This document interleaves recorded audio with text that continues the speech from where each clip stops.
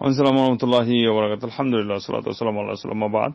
আল্লাহ আপনাকে হেফাজত করুন। আব্দুল মুমিন বাংলাদেশ থেকে। আল্লাহ আপনাকে সুস্থ নিরাপদে রাখুন।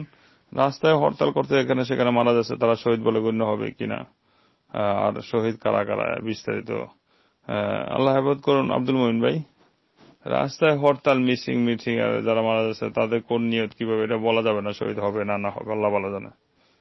যে কোনো বিনা কারণে অন্যায়ভাবে জুলুমের শিকার হয়ে মারা যাবে, তারটা হলে হুকুম আলাদা আছে। কিন্তু এই সমস্ত বিষয়গুলো তো অস্পষ্ট, কার নিয়তে কে মনে খবর কইলে যাচ্ছে।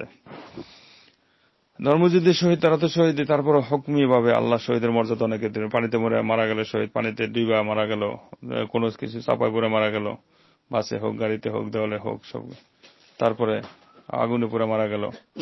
হ্যাঁ, এরকম ভাবে মান কুতিলা দুনা মালি, যে তার অর্থ সম্পদ রক্ষা করতে মারা গেল, তার সম্মান রক্ষা করতে মারা গেল।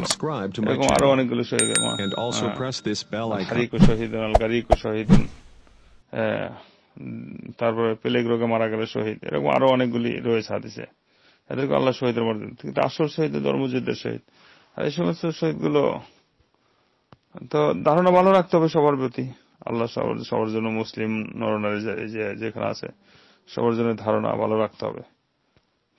আর নিজেকে কোনো সময় আবেগে কাজ করা যাবে না। ইসলাম আবেগের বিষয় না, বরং নিজের আবেগকে ইসলামের উপরে খাটানো যাবে না। ইসলামের আদেশে আমাকে আপনাকে চলতে হবে।